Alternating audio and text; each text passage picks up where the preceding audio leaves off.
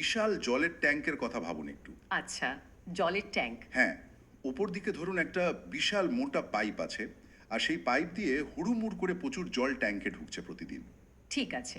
আর একদম নিচের দিকে মানে ট্যাঙ্কের তলায় একটা ছোট্ট কল রয়েছে, যেখান দিয়ে কেবল ফোঁটা ফোঁটা জল বাইরে বেরোচ্ছে। ও আচ্ছা, মানে জল ঢোকার পরিমাণটা বেরোনোর থেকে অনেক বেশি। একদম তাই। এখন যে কেউ সাধারণ চোখে দেখলে তো বলবেন যে এই ট্যাঙ্ক তো উপচে পড়ছে, জলের তো কোনো অভাবই নেই এখানে। হ্যাঁ, সেটাই তো স্বাভাবিক। কিন্তু যিনি ওই ট্যাঙ্কের পাহারাদার, মানে যিনি প্রতিদিন হিসাব রাখেন আর কি, তিনি হঠাৎ একদিন এসে চিৎকার করে বলতে শুরু করলেন, খুব বিপদ, জলের চরম ঘাটতি দেখা দিচ্ছে, ট্যাঙ্ক যে কোনো দিন পুরোপুরি খালি হয়ে যেতে পারে। বাপরে, সাধারণ চোখে দেখলে এই বিষয়টা তো অত্যন্ত অদ্ভুত শোনায়। তাই না? জলের প্রবাহ তো চোখের সামনে স্পষ্ট দেখা যাচ্ছে, অথচ পাহারাদার বলছেন জলের অভাব। আসলে আমরা তো সাধারণত চাই সবকিছু আমাদের চোখের সামনে পরিষ্কার থাকুক, দৃশ্যমান থাকুক। একদম ঠিক। কিন্তু অর্থনীতির এই বিশাল অঙ্কে, বিশেষ করে যখন সেটা কয়েক দশক পরের ভবিষ্যতের সঙ্গে যুক্ত থাকে, তখন মানে এই সমীকরণগুলো আর সাধারণ যোগ বিয়োগের নিয়মে চলে না, বুঝলেন? মানে ওই দৃশ্যমান বাস্তবতা আর খাতায় কলমে থাকা ভবিষ্যৎবাণীর মধ্যে একটা বড় ফারাক তৈরি হয়ে যায়। হ্যাঁ, মস্ত বড় ফারাক। আর যারা আমাদের এই গভীর বিশ্লেষণ শুনছেন তাদের বলি, আজকের মূল বিষয় কিন্তু ঠিক এটাই। আমরা আজ কথা বলবো ইপিএফও বা এমপ্লয়িজ প্রভিডেন্ট ফান্ড অর্গানাইজেশনের আর্থিক স্বাস্থ্য নিয়ে। আর তার সঙ্গেই তো থাকছে ওই বহু চর্চিত উচ্চতর পেনশন বা পেনশন অন হায়ার ওয়েজেস বিতর্ক, যাকে অনেকেই ইপিএস 95 বিতর্ক বলেও জানেন। একদম। আর আজকের আলোচনার জন্য আমাদের সামনে দুটো অত্যন্ত গুরুত্বপূর্ণ নথির ডেটা রয়েছে। প্রথমটা হলো নীরজ ভার্গব মহাশয়ের সংকলন করা 2024-25 সালের ইপিএফও এর বিশাল বার্ষিক প্রতিবেদন। আর দ্বিতীয়টা হলো ওই একেবারে সাম্প্রতিককালে, মানে 2026 সালের জুলাই মাসে প্রকাশিত ইপিএফওর সিইও রমেশ কৃষ্ণমূর্তির একটা একটা চাঞ্চল্যকর সাক্ষাৎকার। ঠিক। এই দুটো সম্পূর্ণ আলাদা উৎস থেকে পাওয়া তথ্যগুলোকে যখন আমরা একটা টেবিলে পাশাপাশি রাখি, তখন যে ছবিটা তৈরি হয় সেটা সত্যি ভাবিয়ে তোলার মতো। হ্যাঁ, আমাদের আজকের মূল লক্ষ্যই হলো এই বিপুল পরিমাণ ডেটা আর রিপোর্টের পাহাড় থেকে আসল সত্যটা বের করে আনা। মানে ইপিএফও কি আসলেই প্রতি বছর আর্থিক ঘাটতিতে বা লোকসানে চলছে, নাকি তারা লাভের পাহাড়ের ওপর বসে আছে? আর কেনই বা সংস্থার সিইও এতটা কড়া ভাষায় জানিয়ে দিলেন যে উচ্চতর পেনশনের দরজা চিরতরে বন্ধ, মানে কোনো রাগ ঢাক না করেই। তো চলুন শুরুতেই আপনার ওই জলের ট্যাঙ্কের উপমাটায় ফিরে যাই আমরা। হ্যাঁ, ওটা দিয়ে আমরা বর্তমান পরিস্থিতিটা সবচেয়ে ভালো বুঝতে পারবো। মূল বিতর্কে ঢোকার আগে ইপিএফওর আয় আর ব্যয়ের একেবারে বাস্তব চিত্রটা বোঝা সবচেয়ে জরুরি। মানে টাকা কোথা থেকে আসছে আর কোথায় বা যাচ্ছে। একদম। 2024-25 সালের আর্থিক রিপোর্ট অনুযায়ী ইপিএফওর মোট আয় বা রিসিপ্টস কত ছিল জানেন? কত? প্রায় 1,48,000 কোটি টাকারও বেশি। বাপরে, এটা তো কোনো সাধারণ অঙ্ক নয়, বিশাল একটা পরিমাণ। তাই না?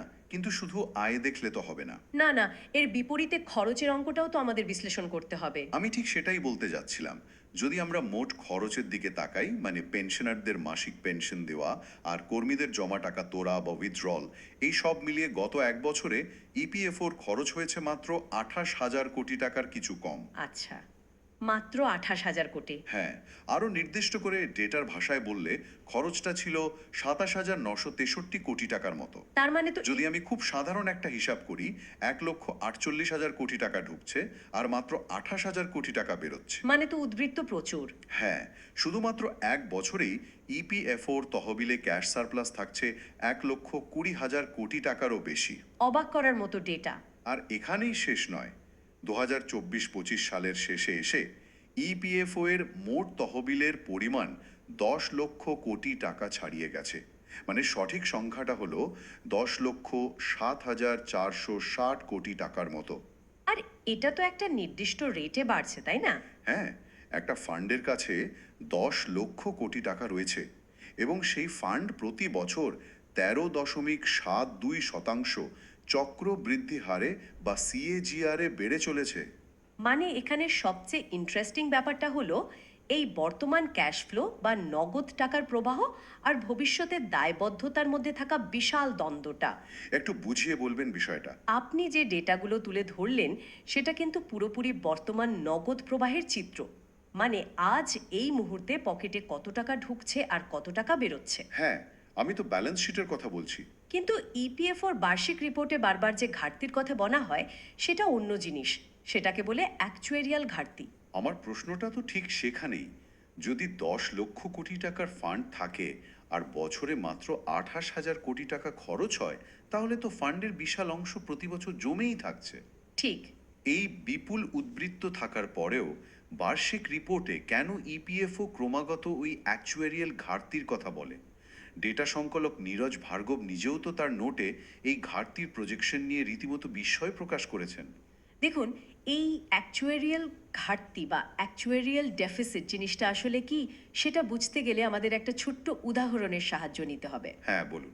ধরুন, আজকে আপনার ব্যাংক অ্যাকাউন্টে 1 লক্ষ টাকা জমা আছে। আচ্ছা। আপনি সেই টাকাটা দেখে ভাবছেন, বাহ, আমি তো আর্থিকভাবে বেশ সচ্ছল। তা তো ভাববই। কিন্তু ধরুন, আপনি এমন একটি আইনি চুক্তিতে সই করে বসে আছেন যেখানে আগামী 20 বছর ধরে আপনাকে প্রতি মাসে 10,000 টাকা করে কাউকে দিয়ে যেতে হবে। ওহ, আচ্ছা। তাহলে আজ আপনার পকেটে 1 লক্ষ টাকা থাকলেও খাতায় কলমে আপনি কিন্তু একটা বিশাল বড় আর্থিক গর্তের মধ্যে দাঁড়িয়ে আছেন, কারণ আপনার ভবিষ্যতের দায় আপনার বর্তমান সঞ্চয়ের চেয়ে অনেক বেশি।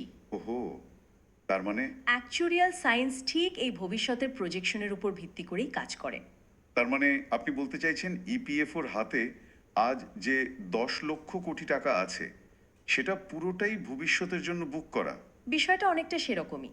ইপিএফও তো শুধু আজকের কথা ভেবে ফান্ড চালাতে পারে না। হ্যাঁ, তা তো বটেই। আজকের যে ২৬ বছরের তরুণ কর্মীটি প্রতি মাসে তার বেতনের একটা অংশ ফান্ডে জমা দিচ্ছেন, আজ থেকে ৩৩ বা ৩৪ বছর পর যখন তিনি অবসর নেবেন, তখন তাকেও তো মাসের পর মাস পেনশন দিয়ে যেতে হবে। হ্যাঁ, সেটা তো একটা গ্যারান্টিড কমিটমেন্ট। ঠিক। আর পাশাপাশি চিকিৎসা বিজ্ঞানের উন্নতির কারণে মানুষের গড় আয়ুও তো বাড়ছে। একদম। একজন মানুষ অবসরের পর হয়তো আরো 25 কি 30 বছর বাঁচবেন এখন। তাই আজকের এই উদ্বৃত্ত টাকা দেখে মনে হতে পারে ফান্ড উপচে পড়ছে, ট্যাঙ্ক জলে ভরপুর। কিন্তু পাইপলাইনে প্রচুর দায় রয়ে গেছে। হ্যাঁ, ভবিষ্যতের ওই বিশাল পাইপলাইনগুলোর কথা মাথায় রেখে কোটি কোটি সদস্যের আগামী কয়েক দশকের পেনশনের গ্যারান্টির কথা ভেবেই এই তাত্ত্বিক ঘাটতির কথা রিপোর্টে উল্লেখ করা হয়। বুঝতে পারলাম। তবে হ্যাঁ, আপনি যা বলেছেন তা পুরোপুরি সত্যি। দৈনন্দিন নগদের দিক থেকে দেখলে ইপিএফও এই মুহূর্তে অভাবনীয় মাত্রায় লাভজনক একটা অবস্থায় রয়েছে। আচ্ছা, তাহলে একদিকে আমরা দেখলাম একটা ফান্ড হাজার হাজার কোটি টাকার লাভের মুখ দেখছে, 10 লক্ষ কোটি টাকার সম্পদের উপর বসে আছে। হ্যাঁ, কিন্তু এই বিশাল সম্পদের বিপরীতে সাধারণ পেনশনারদের বাস্তব অবস্থা ঠিক কেমন? ডেটার দিকে তাকালে তো মানে চোখ ফেটে জল আসার উপক্রম হয়। সত্যি খুব মর্মান্তিক অবস্থা। রিপোর্টে স্পষ্ট উল্লেখ করা আছে, 81 লক্ষেরও বেশি পেনশনারের মধ্যে 41.19% মানুষ, মানে প্রায় অর্ধেক পেনশনার, মাসে মাত্র 1,000 টাকা বা তারও কম পেনশন পান। ভাবা যায়, আজকের দিনে 1,000 টাকা! সেটাই তো। আজকের দিনের এই ভয়ঙ্কর মূল্যবৃদ্ধির বাজারে, যেখানে 1 লিটার সর্ষের তেলের দামই আকাশ ছোঁয়া, সেখানে মাসে 1,000 টাকা একটা মানুষের জীবন কিভাবে চলতে পারে, এটা তো স্রেফ বেঁচে থাকার একটা নির্মম লড়াই। একদম। ডেটাটা আরও গভীরে গিয়ে বিশ্লেষণ করলে এই রূঢ় বাস্তবতাটা আরও প্রকট হয়ে ওঠে। ওই একই রিপোর্টে দেখানো হয়েছে সদস্যদের গড় মাসিক পেনশন মাত্র 2,573 টাকা। বাপরে, গড় পেনশন মাত্র 2,500? হ্যাঁ, আর যারা বিধবা বা স্পাউস পেনশনার তারা পাচ্ছেন গড়ে 1,740 টাকা। এটা তো খুবই মর্মান্তিক। সবচেয়ে মর্মান্তিক হলো অনাথ শিশুদের পেনশনের হার গড়ে মাত্র 641 টাকা। উফ, 10 লক্ষ কোটি টাকার কর্পাস আর অন্যদিকে 1,000 টাকার মাসিক পেনশন, এই নিদারুণ বৈপরীত্য আর বাস্তব পরিস্থিতি থেকেই মূলত জন্ম নিয়েছে প্রকৃত বেতনের উপর ভিত্তি করে উচ্চতর পেনশনের দাবি, তাই তো? একদম ঠিক বলেছেন। আর ঠিক এখান থেকেই শুরু হচ্ছে আমাদের আজকের আলোচনার আসল টানাপোড়েন। এই 1,000 টাকার জীবন থেকে মুক্তি পেতেই 17,49,000 মানুষ জয়েন্ট অপশনের মাধ্যমে উচ্চতর পেনশনের আবেদন করেছিলেন। হ্যাঁ, বিশাল সংখ্যক মানুষ। ডেটা বলছে এর মধ্যে 97,880 জন সদস্য ইতিমধ্যেই ইপিএফও এর দাবি করা বকেয়া অর্থ জমা দিয়েছেন, আর 31,013 জনের পিপিও বা পেনশন পেমেন্ট অর্ডার নতুন করে ইস্যু করা হয়েছে। আচ্ছা, এখন মানে ঠিক এই জায়গাটাতেই ব্যাপারটা দারুণ ইন্টারেস্টিং হয়ে যাচ্ছে। একটা খুব সাধারণ প্রশ্ন তো যে কারোই মনে আসতে পারে, কি প্রশ্ন? যদি তহবিলে এত লক্ষ কোটি টাকা অলস পড়ে থাকে, আর অন্যদিকে প্রায় অর্ধেক মানুষ মাসে মাত্র 1,000 টাকায় কোনো রকমে টিকে থাকতে বাধ্য হন। তবে ইপিএস 95 পেনশনাররা তাদের আসল বেতনের ভিত্তিতে যে বেশি পেনশন চাইছেন, সেটা কি পুরোপুরি ন্যায্য দাবি নয়? সাধারণ চোখে তো ন্যায্য বলেই মনে হয়। তারা তো আর কারোর কাছে দয়া চাইছেন না। না, দয়া তো একেবারেই চাইছেন না। আমরা যদি এই পুরো বিষয়টাকে একটু বৃহত্তর প্রেক্ষাপটে ফেলি, তবে দেখতে পাবো পেনশনাররা কিন্তু বিনামূল্যে ইপিএফও এর কাছে টাকা চাইছেন না। মানে তারা তো তাদের ডিউস ক্লিয়ার করছেন। একদম। এই উচ্চতর পেনশনের প্রক্রিয়াটা ঠিক কিভাবে কাজ করে সেটা আমাদের খুব পরিষ্কারভাবে বোঝা দরকার। যারা এই অপশন বেছে নিচ্ছেন তাদের 1995 সালের 16 নভেম্বর থেকে বা তাদের যোগদানের তারিখ থেকে তাদের প্রকৃত বেতনের 8.33% অংশ এবং তার ওপর আজ পর্যন্ত জমাকৃত সম্পূর্ণ সুদ একত্রে ইপিএফওকে ফেরত দিতে হচ্ছে। আচ্ছা দাঁড়ান, মানে যে টাকাটা আগে ইপিএস ফান্ডে জমা পড়েনি, যেটা ইপিএফ অংশে জমা ছিল, সেটা তারা এখন একসঙ্গে সুদ সহ মিটিয়ে দিচ্ছেন। ঠিক তাই। নিয়ম অনুযায়ী তারা নিজেদের বকেয়া টাকাটায় উইথ ইন্টারেস্ট সিস্টেমকে ফেরত দিচ্ছেন, আর তার বিনিময়ে তারা আইনসম্মতভাবে উচ্চতর পেনশন দাবি করছেন। হ্যাঁ, সেটা তো তাদের অধিকার। সুতরাং কাঠামোগত দিক থেকে দেখলে এটা কোনো অনুদান বা খয়রাতি নয়, এটা একটা আইনি এবং গাণিতিক আদান প্রদান। ঠিক এই জায়গাতেই বিষয়টা সবচেয়ে বেশি ইন্টারেস্টিং হয়ে ওঠে। কারণ আমরা যদি আবার সেই নীরজ ভার্গ মহাশয়ের সংকলিত রিপোর্টের দিকে তাকাই, সেখানে পরিষ্কার একটা টেবিল করে একটা দুর্দান্ত তুলনা টানা হয়েছে। হ্যাঁ, সুদের হারের তুলনাটা। একদম। ডেটায় দেখা যাচ্ছে ইপিএফও তাদের ফান্ডের বিপুল পরিমাণ টাকা বাজারে বিনিয়োগ করে গত কয়েক বছরে গড়ে 8.52% হারে সুদ আয় করেছে। আচ্ছা। আর অন্যদিকে পেনশনাররা তাদের প্রকৃত বেতনের উপর যে বকেয়া অর্থ এখন ইপিএফওর কাছে জমা দিচ্ছেন, তার উপর ইপিএফও গড় সুদ আদায় করছে 9.28% হারে। মানে আয় করার থেকে আদায় করছে বেশি। আমি যদি খুব ভুল না করি, এর মানে দাঁড়ায় ইপিএফও বাজার থেকে যা আয় করতে পারছে, পেনশনারদের কাছ থেকে তার চেয়ে বেশি সুদ আদায় করে নিচ্ছে। আপনি ডেটার একেবারে সঠিক জায়গায় হাত দিয়েছেন। তাহলে একটু ভেবে দেখুন, আমি যদি আমার বকেয়া টাকা আপনাকে 9.28% সুদে ফেরত দিই, আর আপনি বাজারে সেটা খাটিয়ে মাত্র 8.52% পান, তার মানে তো আপনারই লাভ হচ্ছে। হ্যাঁ, গাণিতিকভাবে তো ইপিএফওর লাভ। ডেটা সংকলক নীরজ ভার্গব তো ঠিক এই যুক্তিতেই বলেছেন যে গাণিতিকভাবে ইপিএফও এ তো কোনো আর্থিক ক্ষতি হওয়ার কথা নয়, তারা তো পেনশনারদের কাছ থেকে উল্টে বেশি সুদ পাচ্ছে। এই যুক্তিটা শুনতে গাণিতিকভাবে খুবই শক্তিশালী মনে হয়। সুদ যেহেতু মিলে যাচ্ছে, বরং ইপিএফও একটু বেশি আদায় করছে, তাই বকেয়া আদায়ের পর পেনশন রিভাইজ করলে ফান্ডের কোনো ক্ষতি হওয়ার কথা নয়। কিন্তু আমি জানি এই কিন্তুর পরেই আসল টুইস্ট লুকিয়ে আছে। হ্যাঁ, টুইস্ট একটা আছে বই কি। কারণ এই নিখুঁত ডেটার ঠিক উল্টো দিকে শক্ত হয়ে দাঁড়িয়ে আছেন ইপিএফও এর সিইও রমেশ কৃষ্ণমূর্তি। গত জুলাই মাসের ওই সাক্ষাৎকারে তিনি স্পষ্ট জানিয়ে দিয়েছেন যে উচ্চতর পেনশনের উইন্ডো বা সুযোগ আর কোনোদিন খোলা হবে না। একদম সরাসরি বলে দিয়েছেন। হ্যাঁ, তিনি বলেছেন 38,000 পেনশনারের ডেটা বিশ্লেষণ করে তারা দেখেছেন ফান্ডের প্রায় 9,500 কোটি টাকার ঘাটতি তৈরি হচ্ছে। চলুন বিষয়টা একটু খুঁটিয়ে দেখা যাক। সিইওর এই হিসেব অনুযায়ী উচ্চতর পেনশন পাওয়া জনপ্রতি সদস্যের পেছনে তহবিলের প্রায় 25 লক্ষ টাকা করে অতিরিক্ত খরচ হচ্ছে বা ঘাটতি হচ্ছে। 25 লক্ষ টাকা প্রতি সদস্য? হ্যাঁ, সিইওর সাফ কথা, এটি কোনো পঞ্জি স্কিম নয়। আর কয়েকজনকে বেশি পেনশন দিতে গিয়ে তিনি ভবিষ্যতের কর্মীদের ফান্ডের টাকা বিপদে ফেলতে পারেন না। তিনি একটা বিখ্যাত ইংরেজি প্রবাদ ব্যবহার করে বলেছেন, আই কান্ট রব পিটার টু পে পল। মানে আগামী প্রজন্মের টাকা নিয়ে তিনি আজকের পেনশনারদের দিতে পারবেন না। এখানে সবচেয়ে চমকপ্রদ বিষয়টা হলো তথ্যের এই অদ্ভুত দ্বন্দ্ব। মানে দুটো বিষয় কিভাবে একই সঙ্গে সত্যি হতে পারে। আচ্ছা দাঁড়ান, আমি তো সেটাই মেলাতে পারছি না। একটু আগে আমরা দেখলাম সুদের অঙ্ক একেবারে মিলে যাচ্ছে, পেনশনাররা নিজেদের বকেয়া টাকা সুদ সহ ফেরত দিচ্ছেন। তাহলে ফান্ড তো নিউট্রাল বা লাভে থাকার কথা। ঠিক। অথচ সিইও বলছেন জনপ্রতি 25 লক্ষ টাকার ধাক্কা লাগছে। এটা কিভাবে সম্ভব? সিইও কি তবে সুদের অঙ্কটা হিসেবে ধরছেন না, নাকি এর পেছনে অন্য কোনো গভীর রহস্য আছে? রহস্যটা লুকিয়ে আছে ওই ডিফাইন্ড বেনিফিট স্কিমের কাঠামোগত বৈশিষ্ট্যের মধ্যে।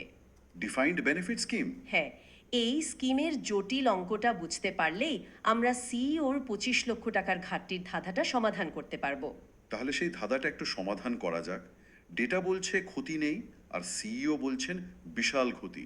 মূল বিষয়টা ঠিক কোথায় আটকে আছে?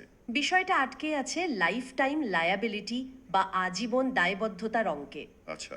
ধরুন আমরা ডিফাইন্ড কন্ট্রিবিউশন মডেল বা এনপিএসএ কথা যদি ভাবি, সেখানে আপনি সারা জীবন যা জমা দেবেন আর শেয়ার বাজার থেকে যা রিটার্ন আসবে সেটারই আপনার অবসরের পর প্রাপ্য।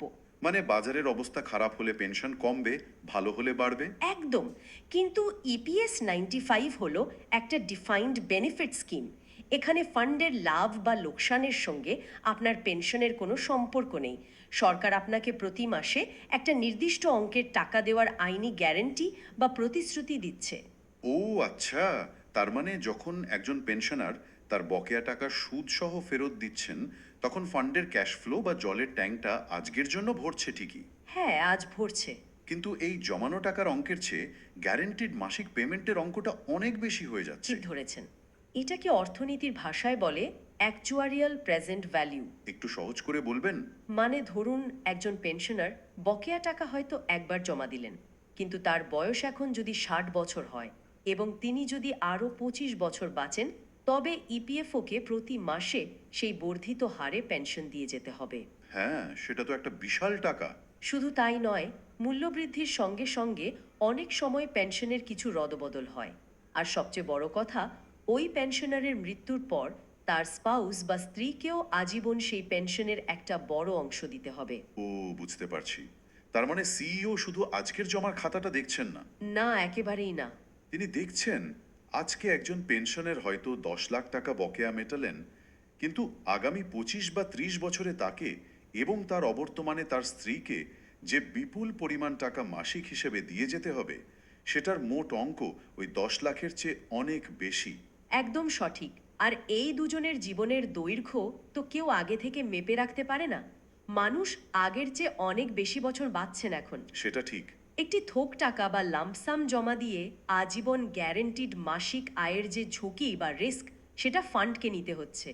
1955 সালে যখন এই সিস্টেমগুলো ভাবা হয়েছিল, তখনকার মানুষের গড়ায়ু আর 2026 সালের গড়ায়ু তো এক নয়। তা তো বটেই। সিইও মূলত এই আজীবন পে আউটের যে প্রেজেন্ট ভ্যালু বা আজকের দিনে দাঁড় করানো মূল্য, তার হিসাব কষেই ওই জনপ্রতি 25 লক্ষ টাকার ঘাটতির কথা বলছেন। কিন্তু এটা তো এক অদ্ভুত ধর্মসংকট তৈরি করছে। হ্যাঁ, খুব কঠিন একটা পরিস্থিতি। মানে একদিকে একদল প্রবীণ মানুষ যারা নিজেদের জীবনের সেরা সময়টা দেশের ফর্মাল সেক্টরে চাকরি করেছেন, তারা আইন মেনে নিজেদের বকেয়া টাকা 9.28% সুদ সহ মিটিয়ে দিচ্ছেন। তারা শুধু একটা সম্মানজনক অবসরের দাবি করছেন। যেটা তাদের প্রাপ্য। হ্যাঁ, মাসে 1,000 টাকায় তো আর সম্মানজনক জীবন কাটানো যায় না। তারা তো বলতেই পারেন, আমি আমার পুরো বকেয়া মিটিয়ে দিয়েছি, এবার আমাকে আমার ন্যায্য অধিকার দাও। অবশ্যই বলতে পারেন। আর অন্যদিকে সিস্টেমকে বাঁচিয়ে রাখার জন্য ভবিষ্যতের কোটি কোটি কর্মীর ফান্ডের নিরাপত্তার কথা ভেবে ইপিএফও সদর দরজা চিরতরে বন্ধ করে দিচ্ছে। সিইওর দিক থেকে দেখলে তিনি তো সত্যিই আজকের তরুণ কর্মীদের জমানো ফান্ডের উপর ঝুঁকি বাড়াতে পারেন না। ঠিক এই জায়গাতে ব্যক্তি স্বার্থ বনাম সামগ্রিক তহবিলের সুরক্ষার একটা বিরাট সংঘাত তৈরি হয়েছে। অর্থনীতির সবচেয়ে কঠিন জায়গা এটাই। আসলেই তাই। নীতিগত সিদ্ধান্ত সবসময় শুধু বর্তমানের উদ্বৃত্ত ডেটা বা ইমোশনের ওপর ভিত্তি করে তো নেওয়া যায় না। তবে হ্যাঁ, বার্ষিক রিপোর্টের সংকলক যে ডেটার ভিত্তিতে প্রশ্ন তুলেছেন আর সিইও যে অ্যাকচুয়ারিয়াল ঘাটতির দাবি করছেন, এই দুটোর মধ্যে যোগাযোগের যে একটা অভাব রয়েছে তা অস্বীকার করার উপায় নেই। যার ফলেই সাধারণ মানুষের কাছে এই ডেটার দ্বন্দ্ব একটা বড় ধোঁয়াশা তৈরি করেছে। একদম।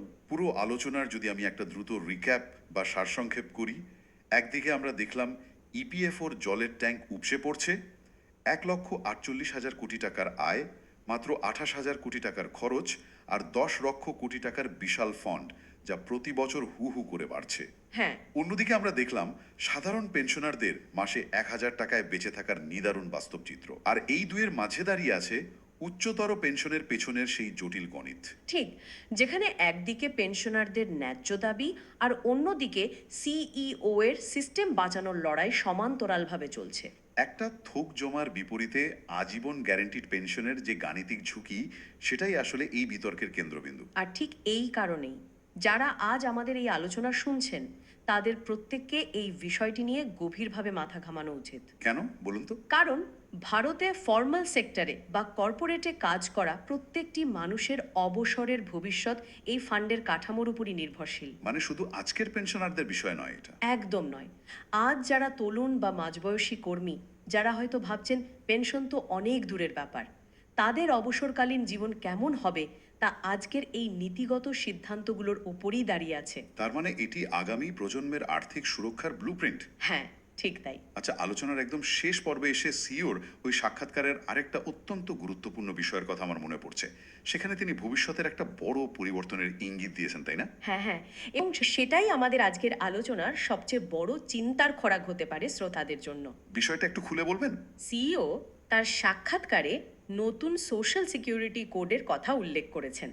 এই নতুন কোড সরকারকে বেতনের ঊর্ধ্বসীমা বা ওয়েজ সিলিং পরিবর্তনের ক্ষেত্রে এক অদ্ভুত নমনীয়তা বা ফ্লেক্সিবিলিটি দিয়েছে। আচ্ছা। যারা জানেন না তাদের জন্য বলে রাখি, 2014 সাল থেকে ইপিএফওতে বেতনের এই ঊর্ধ্বসীমা 15,000 টাকায় আটকে আছে। মানে আপনার বেতন যাই হোক না কেন, 15,000 টাকার উপর ভিত্তি করেই ফান্ডের একটা বড় হিসাব হয়। হ্যাঁ, এটা তো অনেকেই জানেন।